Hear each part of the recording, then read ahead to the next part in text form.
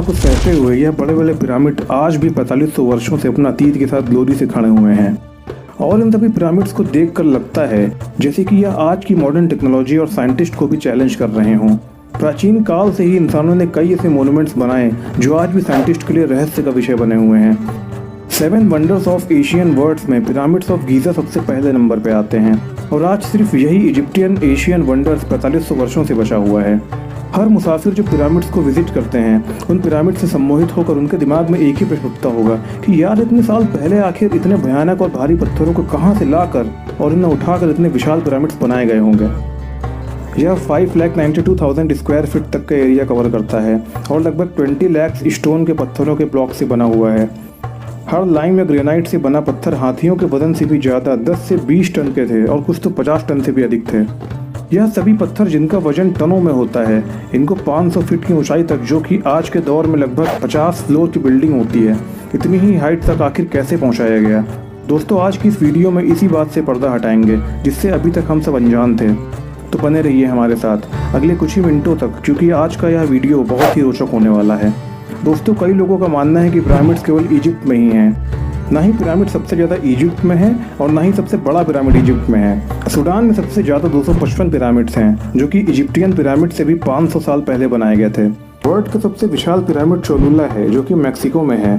तो अभी भी मन में बात आती है कि आखिर अभी तक इसमें ऐसा क्या है जो इन पिरामिड्स को सभी ऐतिहासिक इमारतों से अलग बनाती है। यह तब बना था जब इंसानों को मैथ्स आर्किटेक्चर की एक्सेप्टेंस नहीं मिली थी और पाइथागोरस ट्रायंगल थ्योरम भी नहीं थी।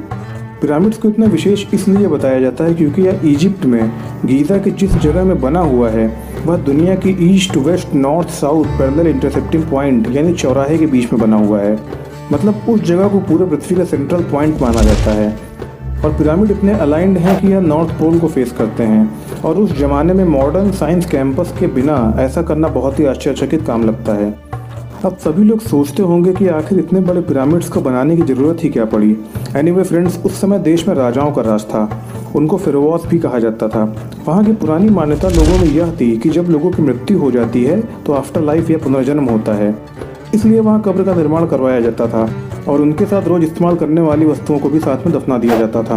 प्रसिद्ध ग्रीक हिस्टोरियन थ्यूकिडिड्स की थ्योरी के अनुसार इतने पुराने पिरामिड्स के निर्माण में लगभग 23 वर्षों का समय लग गया और सभी गुलाम थे।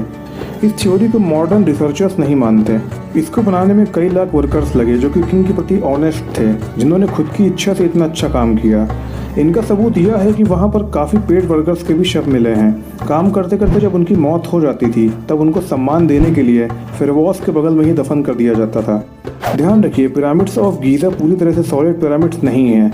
इसमें 3 लाख कमरे, सबसे नीचे के चैम्बर को क्वीन चैम्बर कहते हैं, सबसे ऊपर के कमरों में राजाओं के कमरे हैं और सभी चैम्बर्स को पैसेजेस यानी रास्तों से जोड़ा गया है। आप सोच रहे होंगे कि ऐसे हाथियों से भी भारी पत्थरों को ऊपर कैसे ले गए होंगे और उनके एक्यूरेट फिट करने के बाद कैसे फिक्स किया होगा, जबकि उस जमाने में तो टेक्नोलॉजी हाईवी मशीन्स जैसे ट्रेन, जेसीबी भी नहीं हुआ करती थी।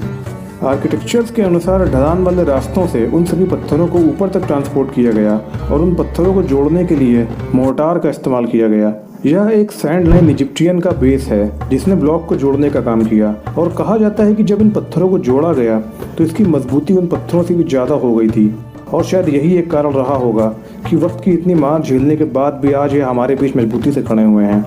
आपको पता होगा जहाँ यह इजिप्ट बने हैं वह डिज़र्ट है जहाँ का तापमान समर में लगभग 50 डिग्री सेल्सियस के ऊपर चला जाता है, लेकिन इतने हज़ारों साल पहले भी इनके चैम्बर्स में ऐसा एयर कंडीशनर कूलिंग सिस्टम दिया गया है कि अंदर का तापमान 20 डिग्री सेल्सियस से ऊपर कभी नहीं बढ़ता।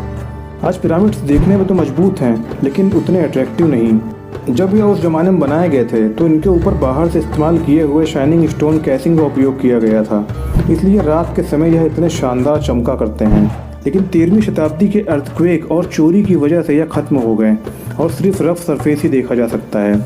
2011 में जब रोबोट कैमरा का यूज़ किया गया था तो पिरामिड्स के सबसे ऊपर के हिस्से में प्योर गोल्ड स्टोन यूज़ किया गया था। अब इसका पता लगाया जा रहा है कि शायद इन पिरामिड्स का यूज़ पावर प्लांट के लिए किया जाता होगा जहां इलेक्ट्रिसिटी प्रोड्यूस की जाती है। गोल्ड यानी सोना एक अच्छा इलेक्ट्रिक कंडक्टर होता है और यह अर्थ के एनोस्फेयर से निगेटिव आयंस को ऑब्जॉर्व करके करंट पैदा कर सकता है। तो फ्रेंड्स, आपने देखा कि उस समय के लोग कितने मेहनती थे और इजिप्शियन अपने वक्त से कितना आगे थे। लाइमस्टोन और ग्रेनाइट के बड़े बड़े पत्थरों को 800 किलोमीटर आसमान जगत से रिवर के रास्ते बोट से ट्रांसपोर्ट करते थे, जो कि आसान काम नहीं था। पिरामिड्स के ब्लॉक्स को भी कंस्ट्रक्शन के जरिए हाथ से फिट किया जाता था, ताकि यह भूकंप की मार और तपती गर्मी में स्टोन एक्सपेंशन को रोक सके। तो फ्रेंड्स, आज के लिए वीडियो में बस इतना ही।